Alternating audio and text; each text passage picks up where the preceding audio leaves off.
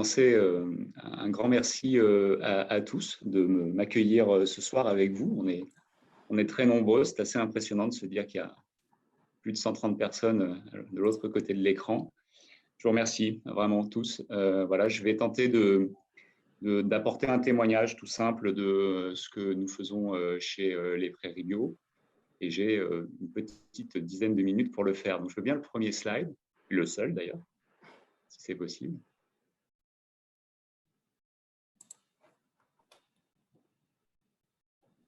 Merci beaucoup. Alors, en fait, me présenter d'abord. Je suis Christophe Audouin, je suis le directeur général des Prairies Bio. En fait, je suis tout simplement la plus ancienne vache du troupeau des deux vaches. En agriculture bio, on réforme heureusement les vaches moins vite qu'en conventionnel. Et donc, je suis toujours dans la prairie et avec les autres.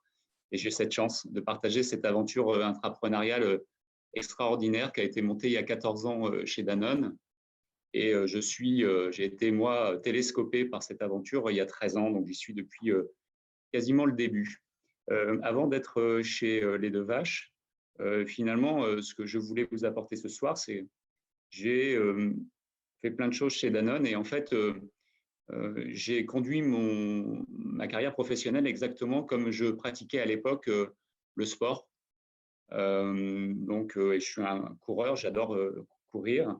Et que ce soit pour courir ou pour prendre des décisions professionnelles avant les deux vaches, en fait, j'étais drivé par quelque chose d'assez simple, c'est que je considérais finalement l'entreprise comme un match de foot ou comme une course à pied, comme un jeu.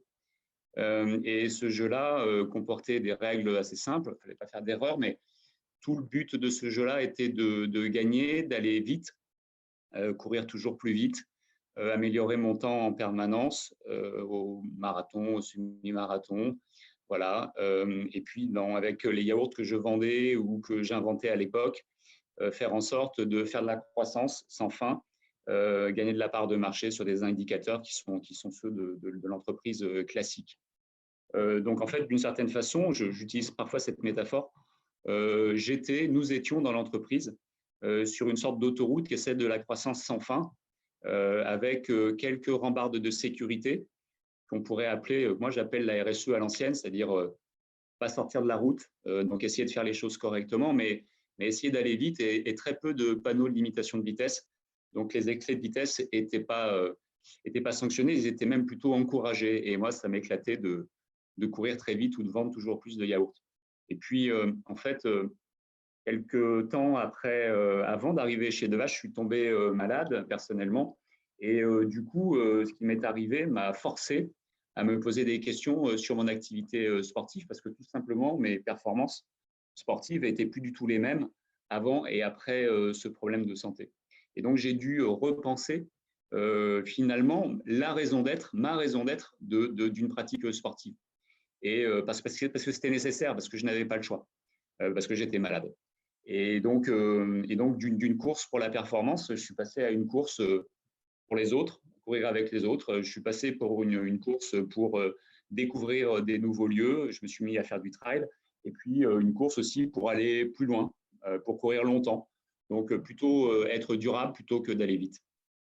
Et en fait, ce problème-là, on peut l'appliquer à notre planète qui elle-même est malade, socialement et d'un point de vue climatique.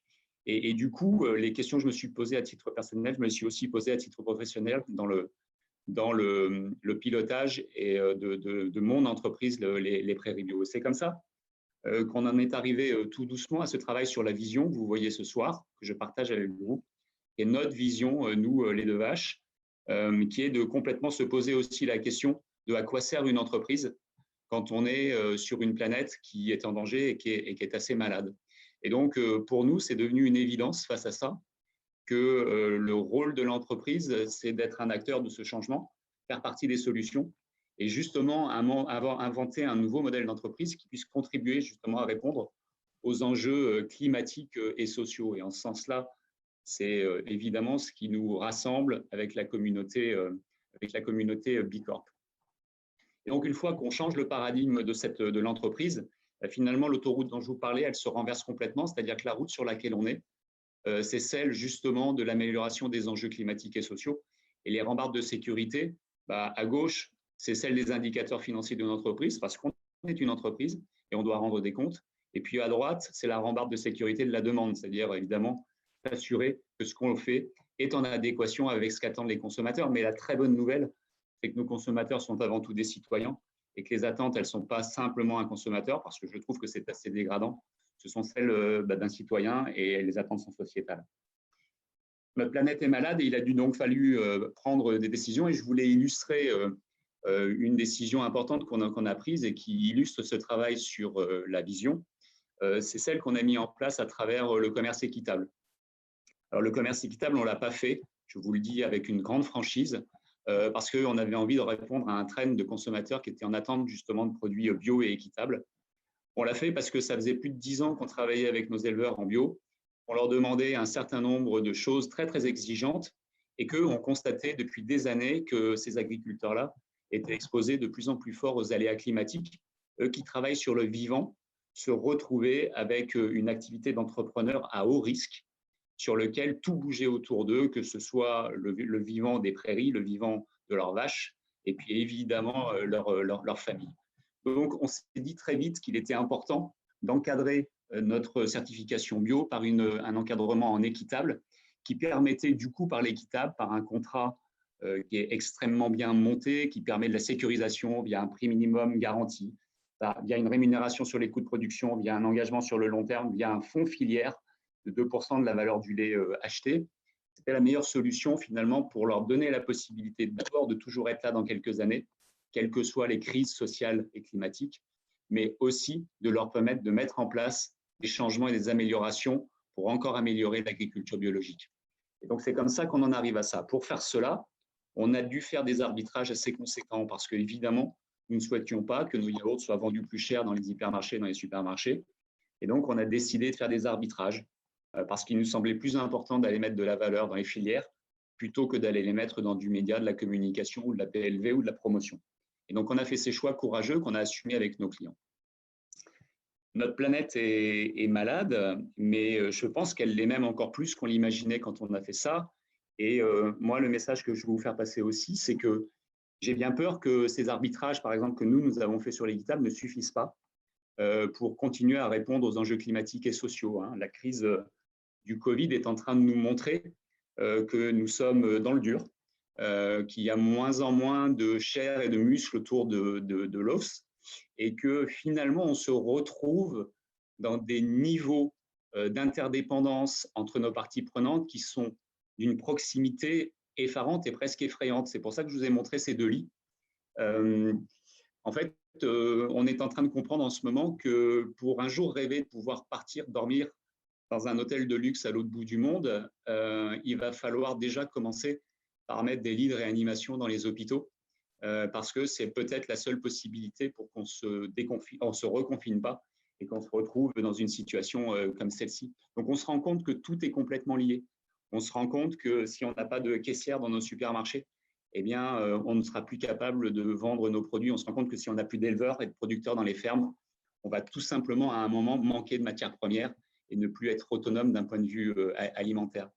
Donc la crise va nous montrer tout ça et va probablement nous obliger à revoir complètement nos business models et s'habituer peut-être à voir une certaine forme de dégradation de nos comptes d'exploitation, au moins sur les premiers indicateurs financiers qu'on suit quand on est une entreprise qui est fermée sur elle-même et qui ne regarde pas l'intégralité de ses parties prenantes. Et donc, nous, la décision qu'on a prise chez les Prairies Bio, là, c'est de préparer pour cette année, sur un plan stratégique à 5 ans, des indicateurs d'impact dans notre compte d'exploitation qui dépassent et transcendent les indicateurs d'impact classiques qu'on suit dans n'importe quel contexte d'une boîte de grande consommation. Et donc, on va y intégrer tous les impacts additionnels et la création de valeur et le partage de la valeur nouveau qu'on est en train de créer avec nos parties prenantes, que ce soit nos filières, que ce soit bien sûr nos salariés, mais que ce soit aussi nos clients et nos consommateurs. Et donc, c'est pour cela que je voulais, pour terminer, vous montrer le travail que nous avons fait sur notre raison d'être. Notre raison d'être, elle est construite en 2 temps. Bien sûr, on a envie plus que jamais d'explorer de nouvelles solutions. Chez Devache, on ne parle pas d'innovation, mais on parle de solutions, puisque l'idée est de répondre aux enjeux climatiques et sociaux. Et donc, ces solutions, on les explore via ce que je vous ai donné comme exemple sur l'équitable. Mais on a aussi envie, puisque nous sommes tous interdépendants, de donner à notre écosystème la possibilité, lui aussi, d'avoir un impact positif sur les hommes, la planète et bien sûr les animaux, puisque nous, on est en contact avec, évidemment, avec les vaches. Et ça, on veut le faire parce que, évidemment, on est tous liés et qu'à un moment, avoir un impact à hauteur de 50 millions d'euros, qui est globalement le chiffre d'affaires des prairies bio, c'est beaucoup moins intéressant et vu les urgences, beaucoup plus anecdotique que de l'avoir à un niveau beaucoup plus grand et d'être capable d'impacter tout notre écosystème, à commencer bien sûr par la maison mère dans laquelle nous sommes, qui est le groupe Danone. Et donc, c'est évidemment avec une raison d'être comme celle-ci que nous avons une énergie quotidienne pour nous lever tous les jours et mettre en place ces nouvelles solutions. Voilà ce que je voulais partager avec vous. Je ne sais pas si je suis dans les temps. Merci beaucoup, Christophe. Oui, tu es tout à fait dans les temps. C'est super.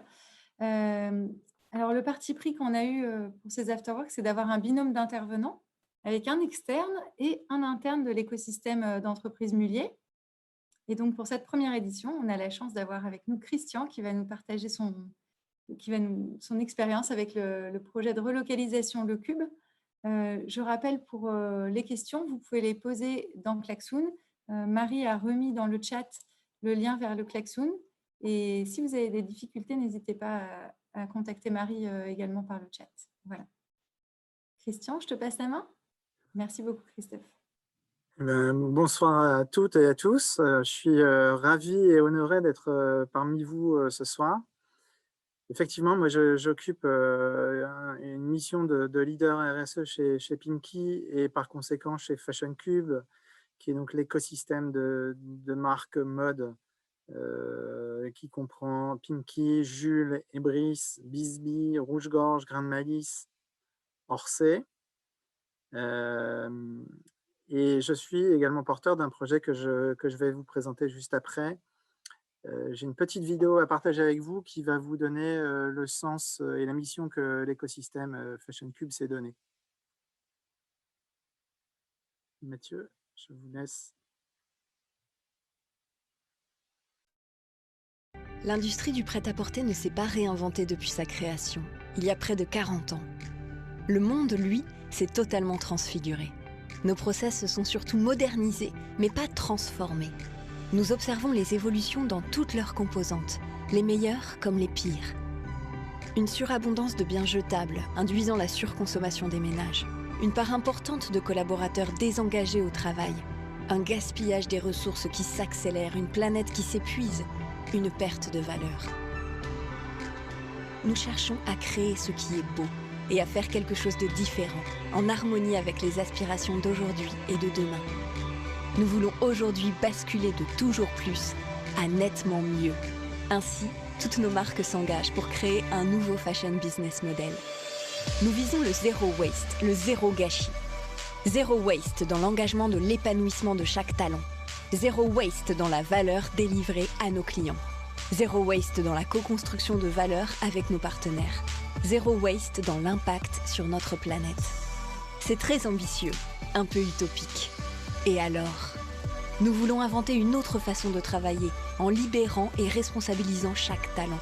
Nous voulons inventer une nouvelle façon de concevoir et produire nos collections, en transformant complètement la chaîne de valeur, pour décider mieux, plus tard, plus vite, pour ne produire au juste coût que ce que nous sommes en capacité de vendre, sans gâcher, sans brader. Nous voulons développer de la valeur ajoutée en supprimant l'inutile. En devenant vraiment utile, en proposant les solutions et services ajustés en permanence aux aspirations de nos clients et nos partenaires. Nous voulons réduire notre empreinte sur la planète. Pour cela, nous partageons tous une nouvelle vision pour notre industrie de la mode. Cette mission vivra en chacun et chacune des acteurs de notre écosystème. Elle nous emmènera loin, durablement vers le succès, le partage.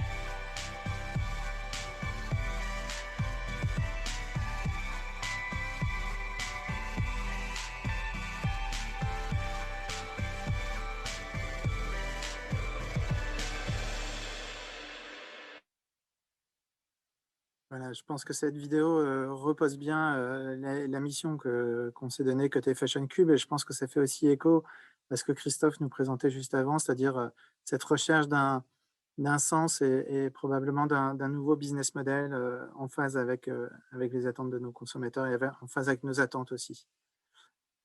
Je vais basculer sur une présentation pour vous montrer quel est le projet que je porte. L'idée, j'ai toujours été, moi personnellement, extrêmement sensible au Made in France. Par contre, le constat que je faisais quand je voulais acheter du Made in France, c'est que ça coûtait super cher et que voilà, c'était un vrai choix, c'était presque un choix militant que d'acheter du Made in France. Et en regardant l'histoire de nos marques, je me suis dit, tiens, nos marques ont toujours cherché à démocratiser quelque chose. Elles ont démocratisé l'accès à la mode. Pourquoi finalement nos marques ne deviendraient-elles pas les marques qui démocratisent l'accès au Made in France? Et donc l'objectif que je me suis donné en lançant le projet, c'était de rendre le Made in France accessible au mass market, au grand public, et plus précisément les jeans.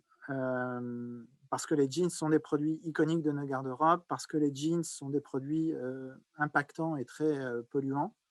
Et donc, ça a du sens que de le faire là-dessus. Alors, accessible sous deux aspects. Le premier aspect, c'est accessible en termes de prix.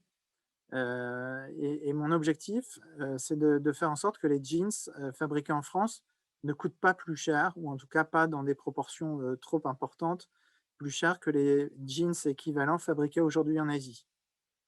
Donc l'objectif d'écart de prix maximum qu'on s'est donné en prix de vente pour les clients, c'est d'un écart maximum de 20%, tout en visant plutôt le 10%, voire en se disant qu'on devrait être capable de les vendre au même prix et tout en dégageant la même rentabilité pour les marques.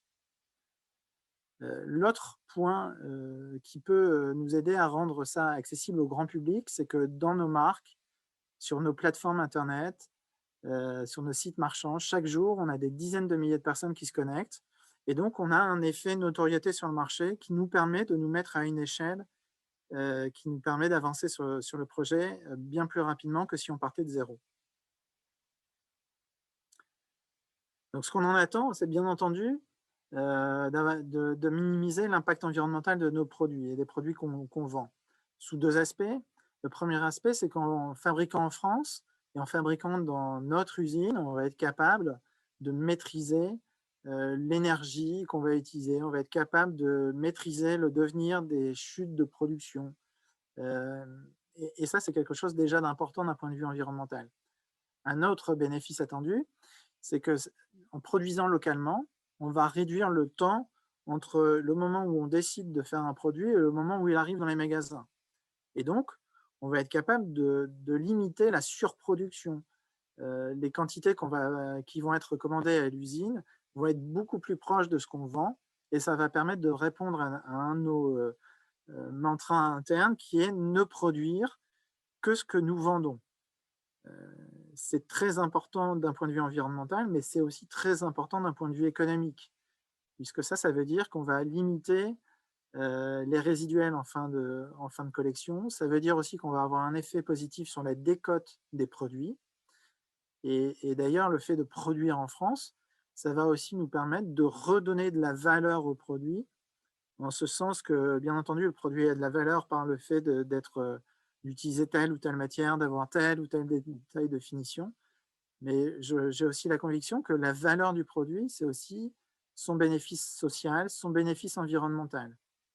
Et comme je parle de bénéfice social, c'est aussi intéressant pour nous que d'avoir une activité de production en France, de créer des emplois en France, qui est le premier territoire de vente de nos produits à l'échelle Fashion Cube. Et puis demain, c'est être présent sur l'ensemble des territoires sur lesquels on vend.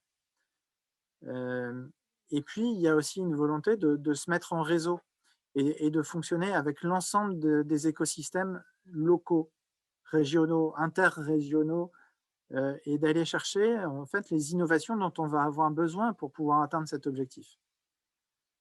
Donc, les leviers dont on a besoin pour rendre le Made in France accessible au grand public, c'est des procédés innovants, c'est de l'automatisation, de la semi-automatisation. En fait, on va automatiser certaines tâches, ce qui fait que on va être capable de déployer un modèle qui est économiquement performant. Alors, pas aussi performant que si on le faisait en Asie, mais l'avantage de l'Asie aujourd'hui, c'est l'avantage.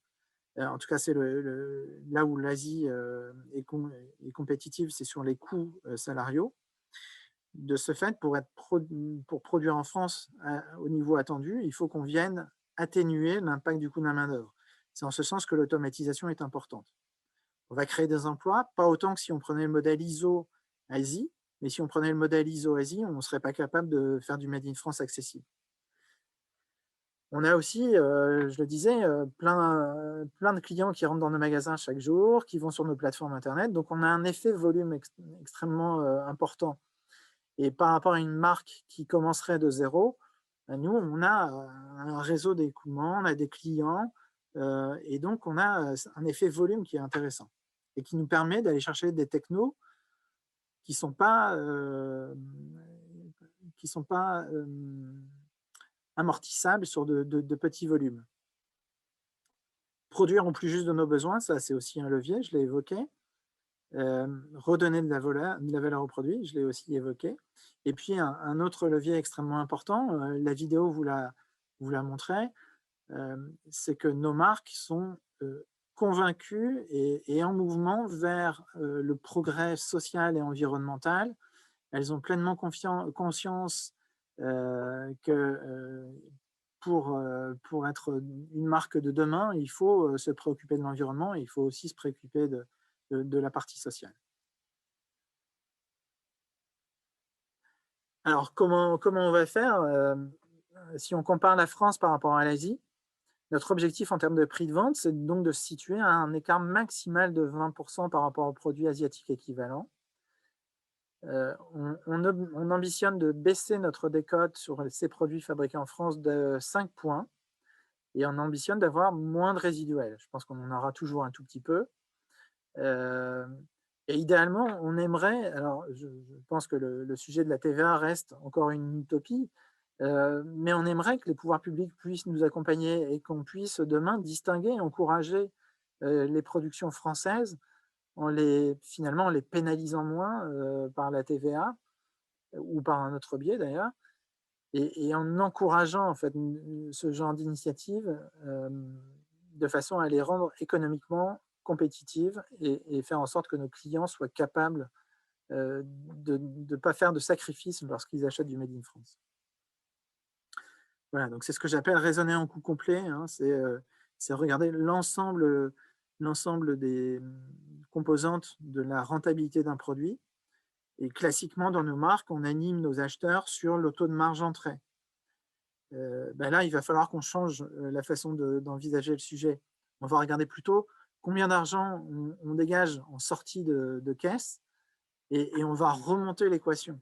Et on va repartir de ce qu'on gagne aujourd'hui réellement en sortie magasin, ce qui fait qu'on va changer la façon d'appréhender la façon dont on achète. Et potentiellement, ça veut dire que peut-être c'est pas très grave d'acheter un peu plus cher si au final, parce qu'on a acheté plus près, parce qu'on a redonné de la valeur au produit, on est capable de dégager la même marge pour nos marques. Les infos clés du projet, c'est donc un projet qu'on a officiellement lancé au mois de mai de cette année. Mais c'est un projet sur lequel moi je travaille depuis 3 ans, 3 bonnes années. L'objectif, c'est de le démarrer sur le dernier trimestre de l'année prochaine, donc dans 1 an. Le timing est court, on a beaucoup de choses à faire, donc il faut qu'on aille vite.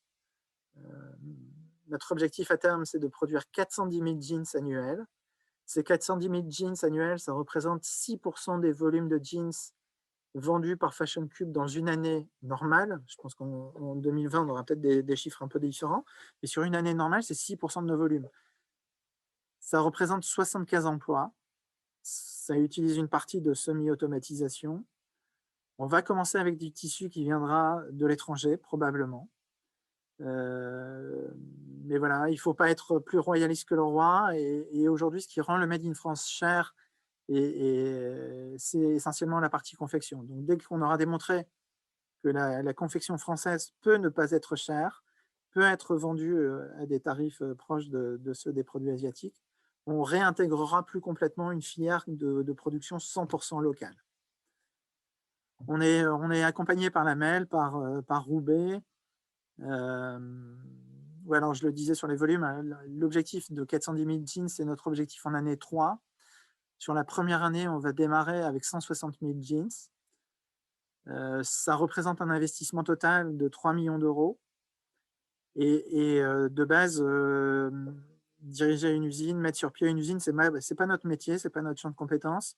Donc, on est allé chercher un partenaire industriel, qui est un partenaire industriel indien, d'actionnariat familial, qui est très intégré sur l'ensemble des chaînes de transformation du textile. En gros, il maîtrise la filière depuis le champ de coton jusqu'au produit fini. C'est un partenaire qui est très orienté RSE. Ils ont 80% de leur énergie sur leur site de production qui est d'origine renouvelable. Ils recyclent leur eau à 94%. Enfin voilà, ils sont très très intégrés dans ce sujet-là. Ils perçoivent leurs usines comme des vecteurs de progrès social pour les ouvriers, c'est-à-dire ils veulent que les ouvriers prennent l'ascenseur social en venant travailler chez eux. Enfin voilà, il y a plein de valeurs qui font écho à ce que nous on a envie de porter, et c'est un partenaire vraiment de premier ordre. Voilà, j'en ai fini pour cette présentation. On a bien entendu la possibilité de développer, hein, je l'ai dit, intégrer plus complètement la filière locale. Demain, travailler avec d'autres marques dont on est proche, d'autres marques peut-être dont on est moins proche, aller sur d'autres catégories de produits. Ce projet n'est vraiment que le début d'une démarche de relocalisation de nos productions. Et peut-être que demain, on sera amené à démultiplier ça dans plusieurs régions en France, voire à Berlin, à Buenos Aires, à Moscou. Donc voilà, l'idée, c'est vraiment de raisonner local. Merci beaucoup, Christian. Merci beaucoup, Christophe, également. Maintenant, on va passer à une phase de questions-réponses, puisqu'on a voulu cette session la plus interactive possible. Il y a déjà beaucoup de questions qui ont été posées sur Klaxoon, donc je vous invite à plutôt, quand d'en rajouter de nouvelles, à regarder celles qui sont déjà posées et à voter pour celles qui vous intéressent le plus. Voilà, je vais vous montrer très rapidement comment faire si besoin. Donc, voilà, vous cliquez sur l'activité « Vos questions à nos pionniers ».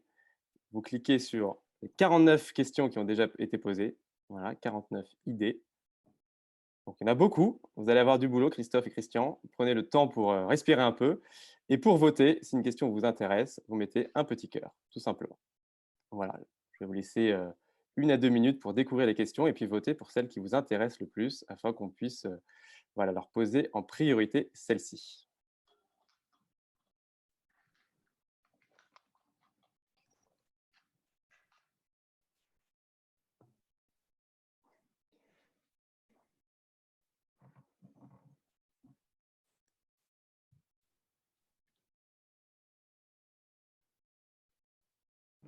Bien sûr, si certains ont un problème avec Klaxoon, vous pouvez toujours mettre votre question dans le chat et puis on la mettra sur Klaxoon.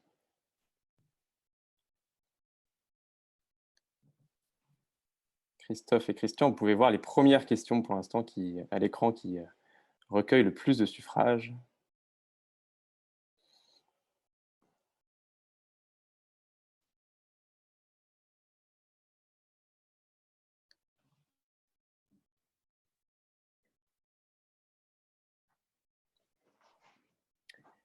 Et donc, je vais vous proposer de commencer.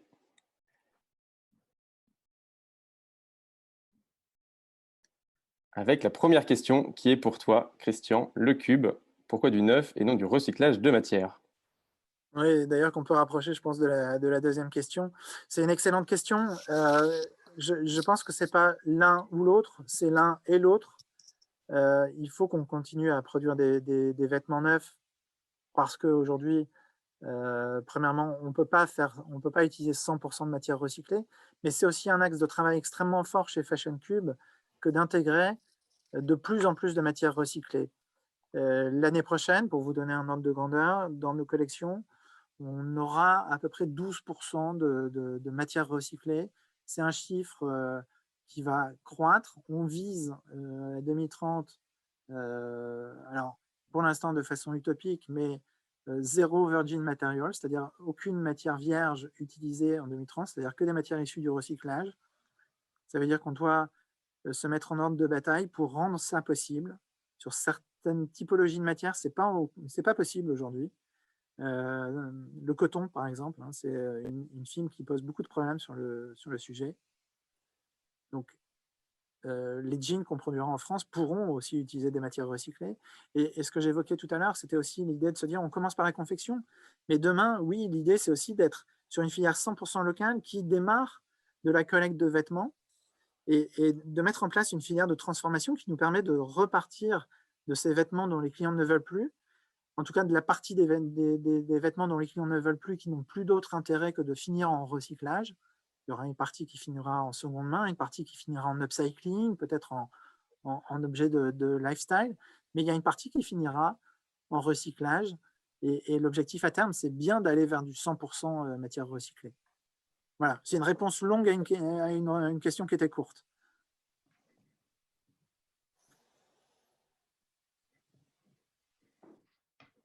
Merci beaucoup, Christian, pour cette première question, première réponse. Alors, du coup, dans les questions qui remontent, là, on a aussi la question du coût complet avec est-ce que l'impact carbone, notamment celui du transport, est inclus dans le calcul du coût complet? Alors, les marques Fashion Cube ont réalisé en 2019 un calcul de leur EPNL, Environmental Profit and Loss, c'est-à-dire un compte de résultat environnemental dans lequel on est allé mesurer et monétiser nos impacts environnementaux. Donc le coût du carbone, mais pas seulement, donc tous les gaz à effet de serre, la consommation d'eau, la pollution de l'eau, l'utilisation des sols, la production de déchets et les émissions de particules dans l'air. Donc on a réalisé cette analyse-là. Demain, il faut absolument qu'on intègre ça dans l'analyse de la valeur d'un produit, d'une société. C'est tout à fait important. Petite parenthèse, cette démarche nous a permis aussi de montrer que le plus impactant, ce n'est pas le transport, contrairement à ce qu'on peut croire. Le fait qu'on produise loin, ça a deux impacts. Le premier, c'est qu'on travaille dans des pays qui sont en général avec des mix énergétiques qui sont très carbonés.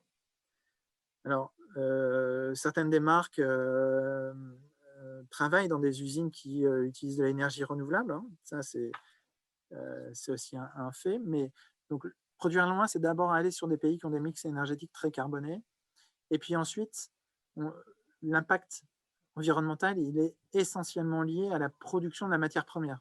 Typiquement, la culture du coton, c'est extrêmement impactant d'un point de vue environnemental. Donc, c'est un raisonnement au coût complet, là aussi, mais de la synthèse de la matière première au produit fini, à sa fin de vie, il faut qu'on aille vers ce genre de démarche. Ça fait aussi partie de nos ambitions et nos enjeux. Merci Christian. Alors une question pour toi cette fois-ci, Christophe. Comment les deux vaches inspirent Danone et comment ces prises de position inspirantes peuvent faire écho et transformer les autres entreprises du groupe? Ouais, c'est une belle question parce que en plus, pendant quelques années au tout début, on s'est un peu construit comme un village gaulois parce que en fait, être autonome et un peu isolé de Danone nous protégeait et nous permettait de justement tenir la feuille de route utopique et ambitieuse qu'on s'était fixée. Et en fait, justement, vous l'avez bien vu dans la raison d'être, retravailler. En réalité, notre mission, puisqu'on est un peu un des phares du groupe sur un certain nombre de pratiques, c'est justement d'inspirer Danone. Alors, comment on s'y prend? Alors, d'abord, on passe énormément de temps à, comme on dit, walk the talk, c'est-à-dire à vraiment expliquer ce qu'on fait et le partager avec les autres. Bien sûr, il y a un moment où finalement le déclic s'est fait dans la capacité à inspirer et à transformer les autres organisations, et c'est ce que nous sommes en train de faire. C'est quand on a réussi enfin à prouver, et c'est le cas depuis quelques années, que notre business était à la fois transformationnel sur toute la filière agroalimentaire, mais également avec des niveaux de performance économique qui étaient presque, je vais dire, au rendez-vous des attentes les plus fortes de Danone sur la partie économique. Donc, on a commencé à impacter quand on a commencé aussi à lier l'impact hors économique et l'économique. Ensuite, ce qu'on montre beaucoup quand même, tout en étant pour autant encore pas tout à fait au standard, c'est qu'en fait, c'est un peu comme l'impact à l'extérieur de l'activité de notre entreprise. Au sein du groupe Danone, finalement, c'est peut-être pas si grave d'avoir une petite entité comme la nôtre qui n'est pas tout à fait au standard, si elle est capable, par d'autres métriques, de faire bouger tout Danone sur des choses beaucoup plus conséquentes. Et quand on prouve, par exemple, à d'autres entreprises du groupe que d'avoir une relation complètement réinventée avec les agriculteurs, ça permet d'avoir une résilience beaucoup plus forte de la relation avec eux, de pouvoir les garder, voire même de pouvoir les attirer plus facilement, voire même d'éviter des crises sociales, des conflits sociaux forts avec eux. Alors, ce sont des choses qui ne se mesurent pas dans un compte d'exploitation, mais qui se mesurent à la fin sur d'autres types de métriques. Donc, c'est en prouvant ce genre de choses-là, c'est la même chose, par exemple, sur la qualité de vie au travail ou l'engagement des salariés des prairies bio, qu'on prouve à Danone que ce modèle-là est intéressant. Alors, une question pour Christian plutôt sur la production. Pourquoi ne pas s'appuyer pour la production locale sur les savoir-faire locaux? S'appuyer sur des entreprises locales qui meurent tout doucement et qui ont déjà ce savoir-faire et que ça dynamiserait. C'est un très bon point. C'est ce qu'on a cherché à faire au début quand on a lancé le projet. On a cherché à s'adosser avec des industriels français. Au moment où on a cherché, on n'a pas trouvé d'industriels qui étaient prêts à nous accompagner, qui avaient les capacités à investir. Donc, on a dû passer par cette solution-là. Je pense qu'on n'a pas forcément vocation à devenir des industriels. On aurait plutôt effectivement intérêt à s'appuyer sur les tissus industriels existants, à monter des partenariats, mais des vrais partenariats, hein, pas le terme galvaudé qu'on peut toujours mettre derrière partenariat, mais se mettre ensemble et travailler ensemble. On a d'ailleurs pris part avec Jean-Christophe Garbino, le président de Fashion Cube, à un groupe de travail qui est initié par Bercy et par le ministère de la Transition écologique sur ce sujet-là. Et on essaie de pousser cette idée qu'on pourrait monter des partenariats, des vrais partenariats entre des fabricants locaux et des marques. Et on espère bien, et j'espère bien, que ce qu'on démontrera, parce qu'on aura démontré qu'il était possible d'avoir des résultats par le biais de notre usine, on pourra amplifier ça en allant chercher des partenariats avec des industriels locaux. Et effectivement, je suis tout à fait d'accord, redynamiser le tissu existant, ce qui suppose aussi que le tissu existant soit en capacité d'aller chercher du financement, d'aller chercher les bonnes innovations. Donc, c'est un vrai projet qu'on a et c'est un vrai projet dans lequel on doit tous être impliqués. Merci Christian. Bon, alors là, il y a une question sympathique. Certains industriels évoquent la décroissance et s'y préparent. Le fameux sujet de la décroissance. Est-ce une option, une réalité? Je pouvais évidemment tous les deux intervenir. Je peux attaquer ou... Ah bah tu peux attaquer, ouais, tu peux attaquer. Ouais. Mais en fait, moi, c'est pas ça la question. En fait, on a couru après la croissance pendant des années. Et là, maintenant, on se pose d'autres questions. On raisonne par l'opposition et la décroissance. Il faut casser cette boussole-là, cet indicateur. C'est pas ça l'indicateur.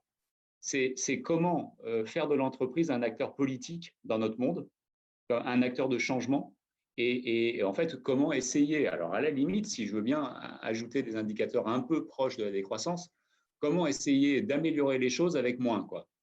Donc moi, j'ai plus envie de parler de frugalité, j'ai plus envie de parler de performance que de décroissance, parce qu'en soi, ça ne peut pas dire grand-chose. C'est plus le sujet, en fait. Le sujet, c'est de faire en sorte, comme d'autres acteurs politiques de la société, d'améliorer le monde dans lequel on est, et l'entreprise est une option ultra intéressante pour le faire. C'est tout. Donc peut-être qu'il faut arrêter de suivre peut-être effectivement uniquement que les indicateurs de croissance, ça c'est sûr. Christian, tu souhaites rebondir? Bon, alors moi, je vais peut-être dire des choses qui vont heurter certains d'entre vous, mais moi, je pense que la décroissance, elle est là. Elle a en plus du sens. En tout cas, la décroissance du modèle, et c'est une de nos convictions chez Fashion Cube, c'est que nos business models traditionnels on le mesure assez régulièrement, sont en souffrance. Et il faut trouver d'autres façons de faire les choses. Il faut retrouver du sens, en fait. Donc, produire toujours plus de vêtements neufs, pour revenir sur ce qui a été dit dans les questions juste avant, ça n'a pas forcément toujours tout le sens qu'on voudrait. Le fait de se doter d'une usine, c'est aussi nous doter de capacité à réparer des produits. On sait que le marché de la seconde main est un marché qui est très dynamique, alors qui perd beaucoup d'argent en ce moment, mais un jour, il gagnera sans doute de l'argent. Le marché de la réparation, c'est un marché hyper important. Le marché du partage, c'est aussi un marché important. Donc, la question du côté de nos enseignes, c'est comment on essaie d'aller sur ces relais sur ces relais d'activité qui permettent de faire autre chose que tout le temps du produit neuf. Merci Christian sera... pour ce complément et ce deuxième regard. Alors, on a plusieurs questions sur la manière de mesurer la création de valeur humaine, sociale, environnementale, en plus de la valeur économique qu'on sait plus facilement mesurer. Et sur ces autres mesures de création de valeur, on est plus démunis que sur le registre économique. Est-ce que vous avez des inputs là-dessus? Moi, j'évoquais tout à l'heure les IPNL, donc les comptes de résultats environnementaux qu'ont réalisé nos marques. C'est une façon de mesurer l'empreinte environnementale de notre activité qui présente l'avantage, d'utiliser une méthode qui a été développée par Puma il y a fort longtemps, puis ensuite adoptée par Kering. C'est une méthode que moi je trouve intéressante parce qu'elle permet de monétiser les impacts. Donc, on parle d'environnement, mais on parle en euros. Donc, en général, ça nous parle facilement. Si je vous prends un exemple de ce que ça nous a apporté, ça nous a permis de voir que l'impact environnemental de Fashion Cube était de près de 300 millions d'euros, qui sont des impacts environnementaux qui ne sont pas forcément portés par nous, qui sont portés par le monde entier, voire les zones dans lesquelles on produit. Donc ça, c'est une façon intéressante, je trouve, de monétiser les impacts et donc de les mesurer. Et ça présente l'avantage aussi de mesurer nos impacts sur l'ensemble de la chaîne de fabrication et de transformation du textile jusqu'à la fin de vie. Donc ça, c'est une première façon qui est intéressante. Oui. Christophe, oui. Oui, je ne veux pas beaucoup plus rajouter. C'est clair que le fait qu'on soit très démunis sur ces autres registres-là montre bien qu'on ne s'est pas beaucoup soucié de tout ça jusqu'à maintenant et qu'il faut mettre des choses en place. Alors, chez nous, j'ai fait quelques allusions à ça. On travaille là-dessus avec pour objectif, là, à la fin de l'année, de montrer un plan stratégique et un PNL à 5 ans avec un certain nombre d'indicateurs de performance globale. Alors ça, c'est très, très inspiré finalement par la certification B Corp qui justement évalue de façon très, très globale la performance de la boîte au-delà des indicateurs financiers. Donc ça, ces indicateurs de performance, ils sont en ligne avec nos axes stratégiques qui ne sont pas uniquement que business. Et là, ils sont relativement simples à fixer. Ils sont d'ordre, par exemple, si on veut avoir une vision 360 de toute notre activité, on va parler de niveau de rémunération de nos éleveurs, on va parler bien sûr d'ACV sur l'empreinte environnementale, on va parler du niveau d'engagement de nos collaborateurs avec des scores d'engagement qu'on mesure via des surveys, par exemple, chez Danone. On va parler nutritionnel. Donc, tout ça est assez simple. Donc, on peut mettre en place tout ça. Et après, le véritable enjeu sur lequel on est encore en terre un peu inconnue, c'est de transformer ces indicateurs de performance globale en indicateurs réels d'impact sur les écosystèmes de nos parties prenantes. Comme le font d'ailleurs de façon déjà pionnière les pionniers du commerce équitable Nord-Sud qui font des études d'impact 5, 10 ans après être entrés dans un mode de rémunération équitable. Là, ils sont capables de mesurer financièrement ce que ce système de rémunération équitable a changé dans l'écosystème, par exemple, des producteurs de café ou des producteurs de sucre ou de cacao. Voilà. Donc ça, on est en train d'explorer quelque chose qui est complètement inconnu, mais on est persuadé qu'il va falloir animer nos actionnaires et nos parties prenantes là-dessus, parce que les modèles économiques liés au durcissement de notre monde et probablement à une croissance beaucoup moins forte vont terriblement bouger, et il faudra être capable de montrer que la création de valeur est bien au-delà du PNL classique. Merci à tous les deux. Une nouvelle question qui s'adresse à vous deux. Est-ce que vous savez quel effort de prix le client est-il prêt à faire pour acheter mieux? Est-ce que vous avez pu réaliser des études, les sonder? Je peux répondre peut-être déjà? Christian? Oui? Vas-y. Ok. Oui. Déjà, nous, on a quelques preuves assez concrètes, sachant qu'il n'y a pas qu'un seul client, hein, enfin tout le monde le sait, mais ça fait maintenant 14 ans qu'on vend des yaourts 20 à 30% plus chers que les yaourts conventionnels, et on recrute toujours plus de consommateurs, et voilà, et on a une part de marché qui est maintenant très très établie, qui est bonne. Donc il y a une frange de la population qui est prête à mettre le prix dans un produit un peu plus cher, et ces gens-là finalement sont prêts à le faire parce qu'il y a à la fois bien sûr la promesse d'un produit de qualité ou de très bon goût, et puis le sentiment tout à fait sincère de s'engager très clairement en choisissant un yaourt plutôt qu'un autre sur un modèle d'agriculture, et de voter finalement pour le monde dans lequel on a envie d'être à travers l'achat d'un yaourt. Mais par contre, ce qui est clair, c'est qu'il y a toute une frange de la population qui en est complètement incapable, quand bien même elle aurait envie, elle aussi, de changer le monde.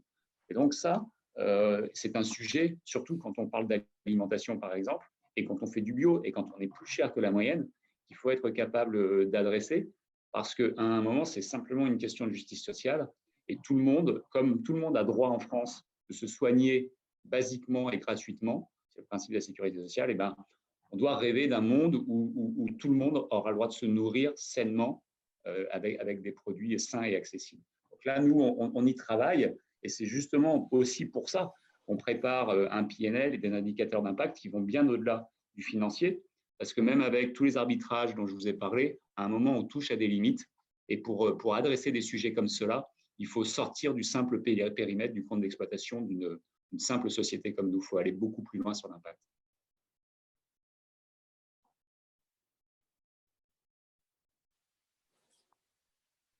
Merci Christophe. Christian, tu veux prendre la parole?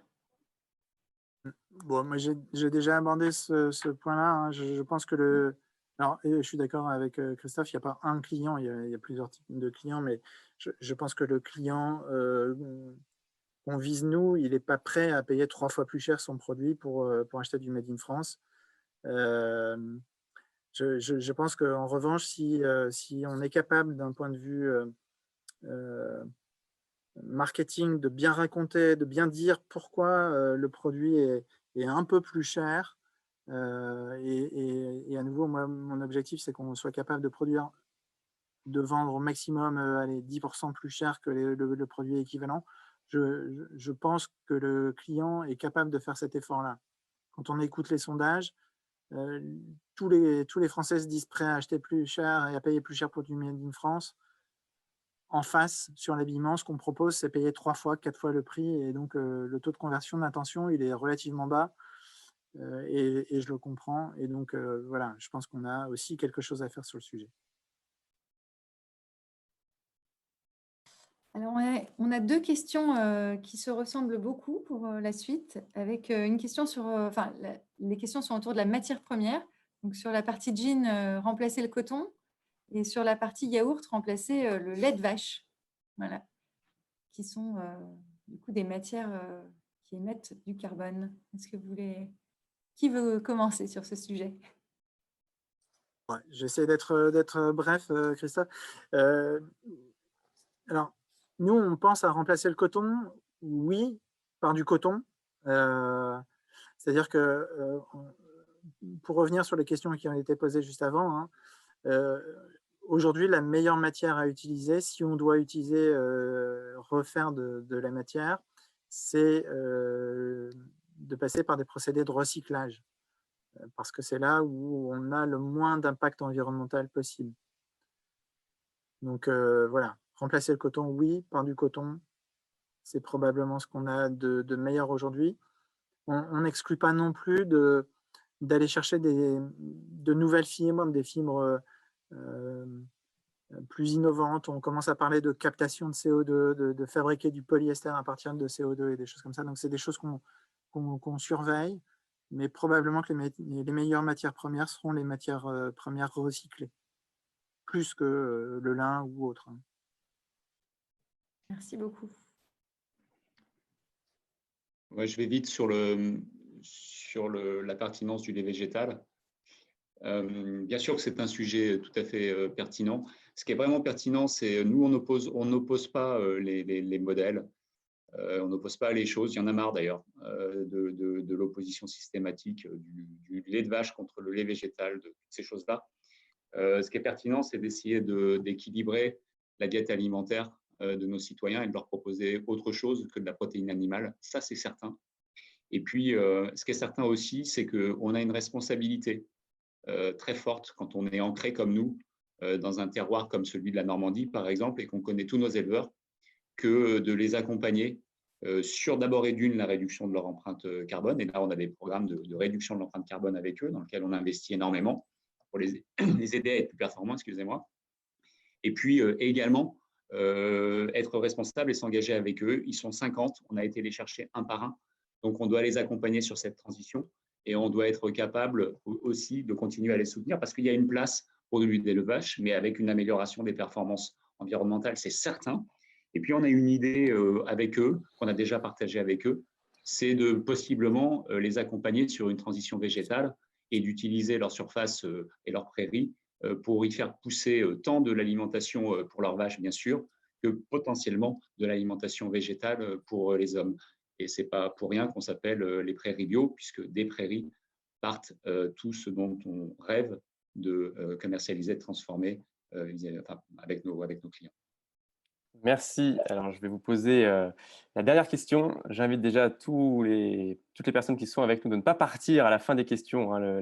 Le webinaire et l'afterwork sont jusqu'à 20h. On vous propose voilà, une belle session d'ancrage juste après. Et donc, la dernière question avec une réponse courte. Est-ce que vous avez pu comparer les émissions de gaz à effet de serre entre une production française et une production importée ?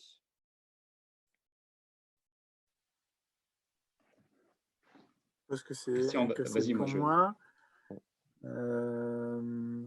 Non, on ne l'a pas encore fait. On va le faire. Voilà. Court. Ça mérite d'être authentique. Oui, et chez nous, ça fait pas beaucoup de sens parce que le lait est très souvent local. Mais ce que je peux vous donner comme indicateur intéressant, qui rejoint la question sur l'empreinte carbone de l'élevage laitier, c'est que plus de 50% de l'émission carbone d'un yaourt, ça se passe dans la ferme, ça ne se passe pas trop dans le transport en réalité. Donc, les enjeux sont dans les fermes pour réduire l'empreinte environnementale de nos yaourts. Ouais, mais c'est à peu près la même chose sur le textile. Hein.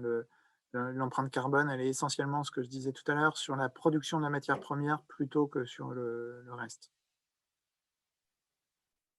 Merci beaucoup pour toutes ces questions et toutes ces réponses riches et merci beaucoup pour la transparence aussi dans vos réponses.